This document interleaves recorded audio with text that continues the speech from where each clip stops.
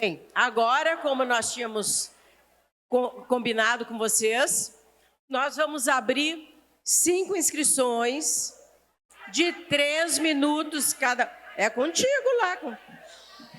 Serão 5 inscrições de 3 minutos cada uma. Agora.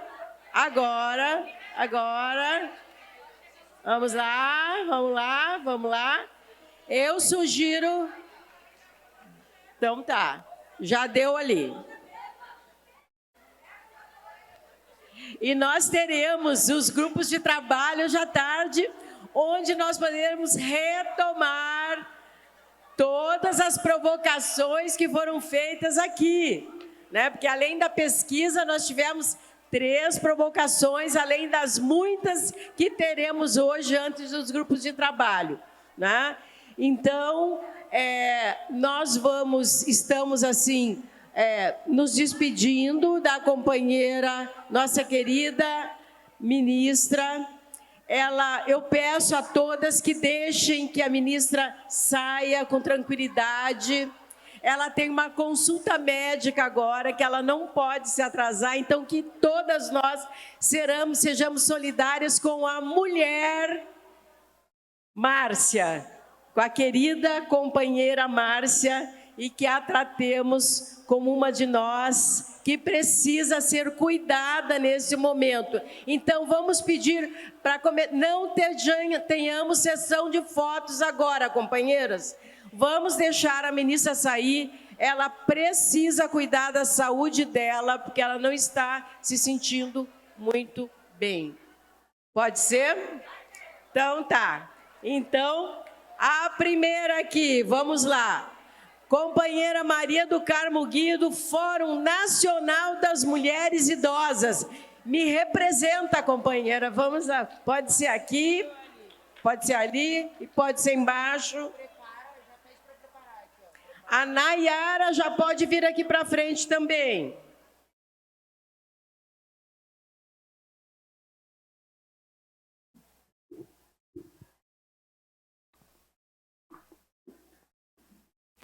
Oi, pessoal. Oi, mesa. Querida, olha, eu concordo com você.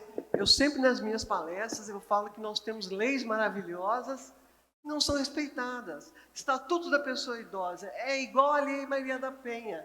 É um exemplo de lei que é imitado pelo mundo inteiro. Dá dignidade, saúde, habitação para a pessoa idosa e nada disso acontece. Então, é a nossa luta que vai resolver o problema, tá? Então, eu estou falando aqui, eu sou do Setorial Nacional da Pessoa Idosa, eu sou da Fundação Perseu Abramo e eu coordeno o NAP da Pessoa Idosa, tá? Estou sempre fazendo pesquisa e essa pesquisa é mais uma, né? Aliás, o NOP acabou de me dar alguns números, tá? Nesse momento, no Brasil, nós, os idosos, já que estamos falando de eleição, minha gente, já tinha falado isso, nós somos o segundo grupo eleitoral, grupo etário mais importante. Nós somos 23,18% do eleitorado. Depois você pede lá a estatística lá para o NOP, tá? Só tem um grupo que é o de 40... Acho que é de 39 a 40... Não. Até os 59 anos, tá? Que é 25. Nós somos o segundo grupo etário eleitoral. Eu apresentei umas estatísticas ontem aqui também. Nós somos maioria na população, todo mundo já sabe disso. Nós somos maioria entre a população de mulheres, que somos maioria na população total, entre a população de mulheres, nós, mulheres idosas e envelhecentes, que o nosso fórum, ele agrupa o que a gente chama de mulheres envelhecentes, que são as mulheres de 50 a mais. Elas estão na menopausa e para a sociedade brasileira, a sociedade de um modo geral, as mulheres, quando estão na menopausa, elas deixam de ser reprodutoras da força de trabalho para o capital. Então, a gente deixou de ser reprodutora, a gente tem um novo papel na sociedade. Então, eu vou falar aqui, minha gente, de algumas questões que eu fui anotando. Sobre a comunicação. O nosso setorial, gente, só tem um minuto? Não, peraí, me dá um tempinho. Sobre a paridade, minha gente, paridade não nos defende mais. A paridade só deve ser usada quando for a nosso favor. Porque nós somos, quando a gente vai fazer um setorial, estamos aí fazendo, aqui tem companheiras bravas do Pará, que são fundadoras dos setoriais e outros aí, a gente fica procurando, olha, para fazer um setorial a gente precisa de 20 pessoas, só aparece mulher. Não tem homem, aí você fica tirando o lugar das bravas companheiras para colocar um homem que não está nem aí, só para cumprir cota. Então, a minha proposta é que a paridade não seja mais, a não ser para a nossa defesa. Espera aí, paridade. A outra questão importante, além o enfrentamento à misoginia, o enfrentamento ao racismo, o enfrentamento ao idadismo de gênero, minha gente. O idadismo estrutural é péssimo. O idadismo de gênero dentro do nosso partido, ele é sentido por mulheres como Benedita da Silva e outras, tá? Eu tenho muita coisa para falar aqui, mas depois eu falo no nosso grupo, nos nossos grupos de trabalho, tá? Meninas do Pará, que estão ajudando a fundar os setoriais, vamos à luta.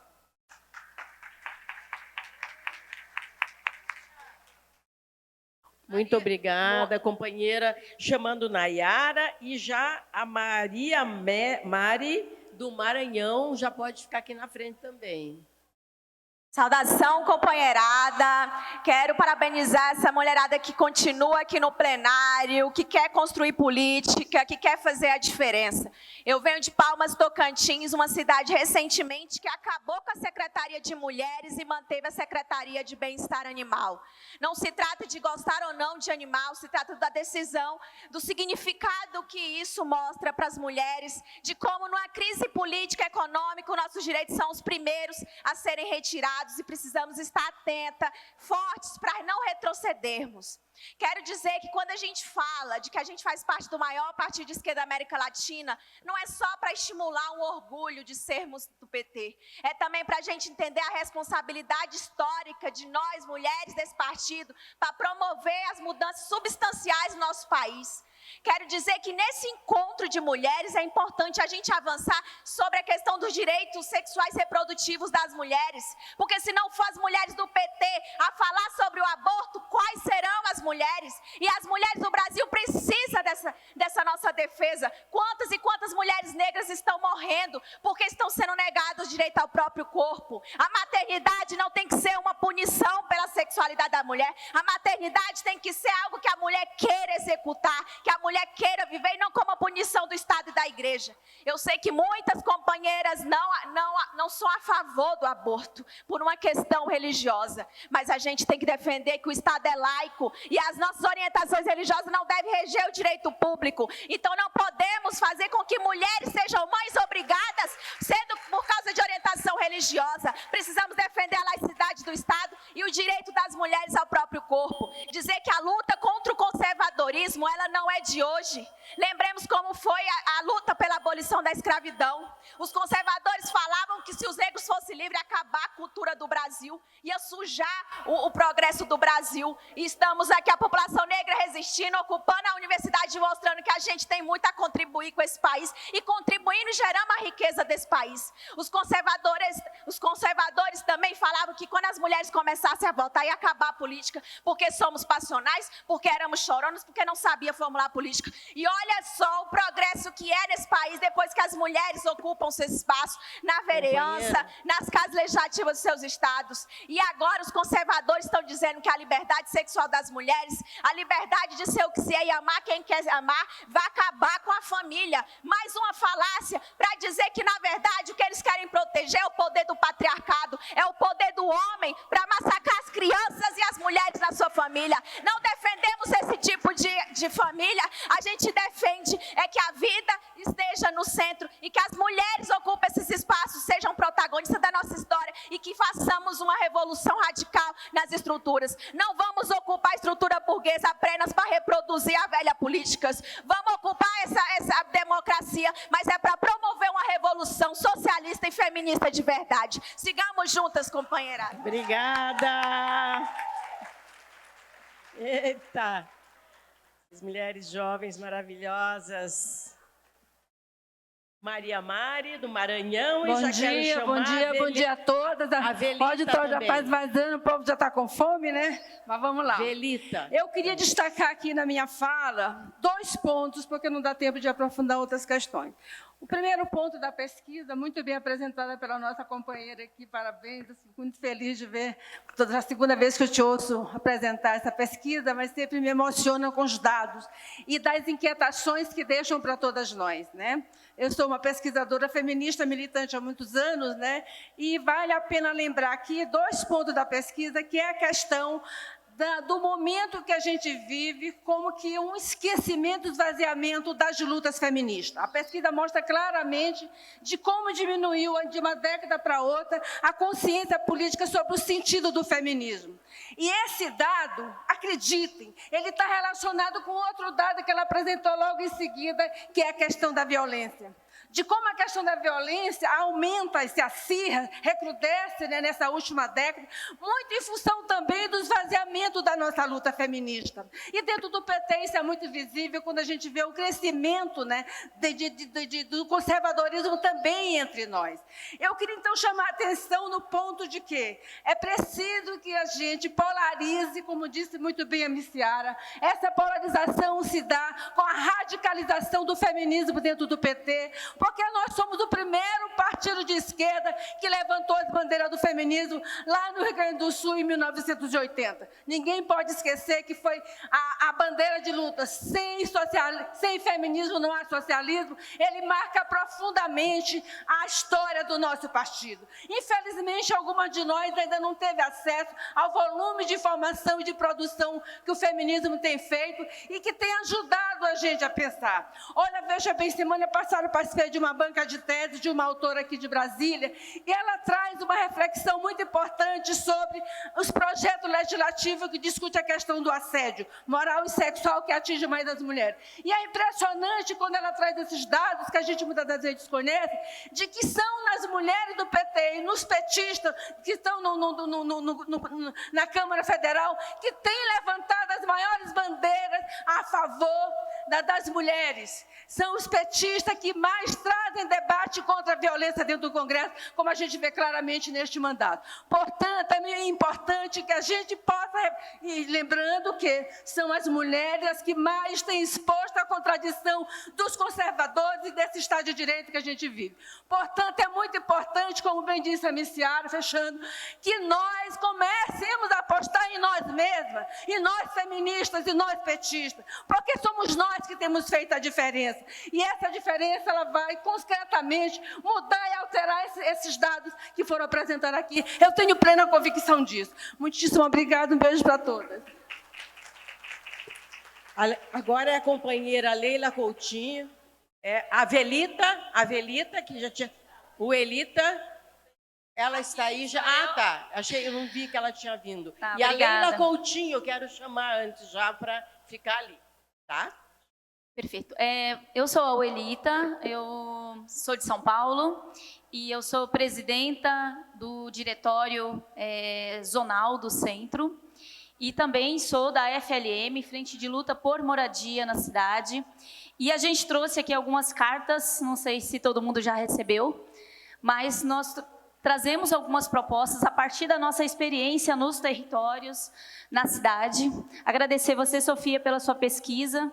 Nós temos um grupo de mulheres negras e que nós vamos levar esse estudo para a gente poder estudar lá e embasar ainda mais o nosso trabalho. Bom, nessa carta, nós propomos, desde a Conferência das Mulheres e também dentro do partido, 5 propostas para a gente poder defender as mulheres e, a partir daquilo que a gente tem vivido, coordenando e acompanhando cerca de 40 ocupações e territórios na área no centro e na periferia da cidade de São Paulo, a gente percebe que é essencial a moradia. a moradia, ela funciona como um cesto, né? Ali dentro desse cesto você consegue todos os outros direitos essenciais para que as mulheres possam ser felizes, para que elas possam se livrar dos relacionamentos abusivos, para que elas possam proteger seus filhos, conseguir emprego. Então, para nós, é essencial a moradia, e a gente quer trazer aqui também uma reivindicação dos movimentos da cidade de São Paulo, para que o programa Minha Casa Minha Vida, que é essencial para a defesa das mulheres,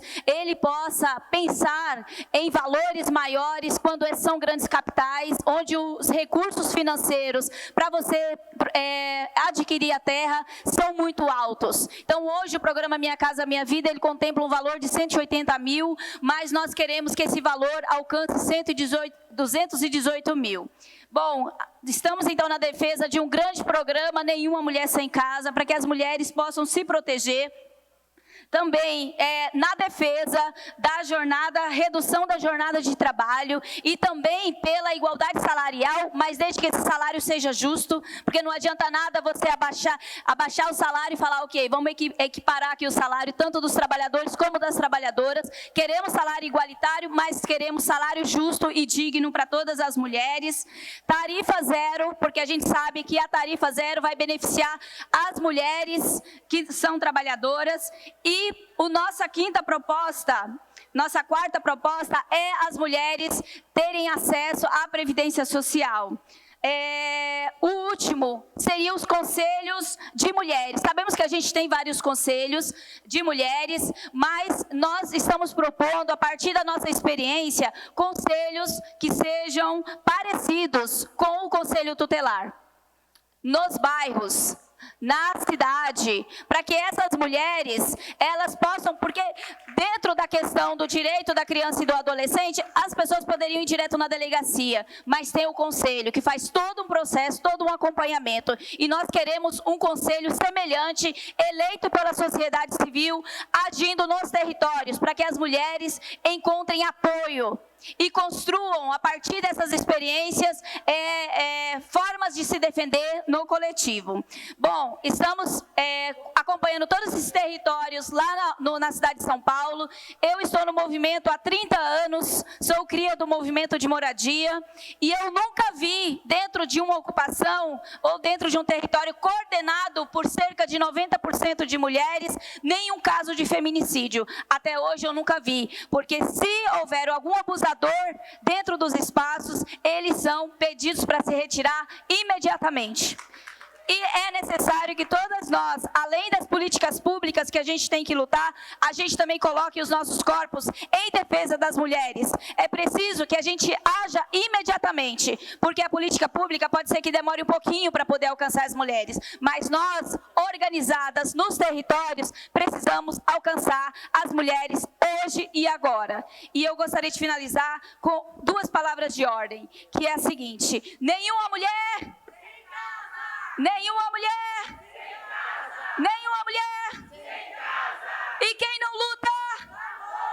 E quem não luta? E quem não luta? Tá morta, é isso. E nós estamos vivas e vamos continuar lutando. Obrigada. Eu quero muito deixar obrigada, as cartas aqui companheira na mesa. Violeta, liderança aí de um movimento de maior importância. Então, agora, a última inscrita, a companheira Leila Coutinho, do Rio Grande do Sul. Bom dia, então, a todas as minhas companheiras que estão aqui presentes. Me chamo Leila Coutinho, vim lá de Santa Maria, do Rio Grande do Sul. Quero abraçar a Sofia, que ela se sinta abraçada da forma como foi apresentado esse resultado dessa pesquisa, né? E a gente sabe que sempre estão tentando nos silenciar. Quando a gente traz um dado do feminismo, para nós podermos avançar enquanto partido, nós temos que entender que quando as mulheres brancas saíram para a rua para pedir direito ao voto, para pedir direito para trabalhar, os nossos corpos já eram violentados, os nossos corpos já trabalhavam nas casas, já não recebiam um salário digno. Nós não vamos conseguir mudar o feminismo dentro do Partido das Trabalhadoras se nós não trouxermos a nossa história, o quanto que os nossos corpos foram violentados. Uma pena que a ministra já saiu daqui, quando ela fala que a gente precisa distribuir para as agências de saúde, eu venho falando de uma categoria da saúde que é a segunda maior categoria desse país, que ela tem um gênero que são representados por mulheres. 86% das trabalhadoras da saúde são mulheres, 57% são mulheres pretas. É uma classe que não é vista, é uma classe que vive numa invisibilidade. Eu tenho para dizer para as senhoras, minhas irmãs que hoje estão aqui, que até agora, o presente momento, eu não vi nada ainda, nada voltado de forma efetiva para a gente sair desse encontro aqui. Eu não vi nenhuma proposta que os homens que fazem, que nós passamos por violência, que esses homens serão punidos. Esses homens, esses corpos, eu passei por uma violência, eu passei por racismo quando fui candidata a deputada estadual no meu município, lá no meu estado, porque não existe negros no Rio Grande do Sul, porque essa é a fala. Então, os nossos corpos, e eu quero dizer que existem o homem branco, a mulher branca, o homem negro e a mulher negra, ela está na pirâmide da sociedade. Em 2026, nós, irmãs, mulheres pretas, precisamos levantar e ir à rua, e não para ser tarefeira, e não para entregar panfleto, e não para ficar nas esquinas com a bandeira acenando. É chegada a nossa hora, é chegada a nossa vez. E nós não podemos mais nos vender. Nós precisamos dar o nosso grito de alforria. E se não for agora no ano de 2026, esqueçam. Nós temos uma política nacional integral da saúde da população negra desde 2009, que ela não é implementada nesse país, que os nossos corpos negros não são reconhecidos. Não se fala só da violência. Nós temos violência obstétrica, nós temos violência odontológica, nós temos várias violências. As nossas crianças têm até 3 anos de diagnóstico tardio de TDAH, de TEA, porque é visto como desvio de conduta e não como uma doença, porque esse racismo estrutural, ele nos amassa, ele nos oprime, e ele não é diferente no Partido dos Trabalhadores, não é diferente. E a gente vê pelas mesas que são compostas, a gente vê pela forma da condução, quando é pedido silenciamento para as mulheres que aqui vêm para frente falar. A gente precisa mudar na base, a gente precisa entender, mudar essas mulheres machistas que nós temos, infelizmente ainda, mulheres racistas que nós temos dentro do Partido dos Trabalhadores, mulheres homofóbicas que nós temos ainda dentro do Partido dos Trabalhadores, e nós não vamos avançar. Nós não vamos avançar. E se nós, mulheres que somos a pirâmide, nós resolvermos que em 2026 nós vamos para a rua exigir que nós seremos o centro, nós vamos decidir a eleição nesse país. E muito obrigada, irmãs, e vamos avante! Muito obrigada, companheiras. Linda mesa essa que contou com a apresentação de uma pesquisa espetacular feita pelas companheiras, com falas muito instigantes, provocadoras, que indicaram para nós ali uma série, um conjunto de caminhos para a gente trilhar no enfrentamento ao patriarcado, ao fascismo, a todas as tentativas de destruição da democracia que levam a retrocessos nos nossos direitos.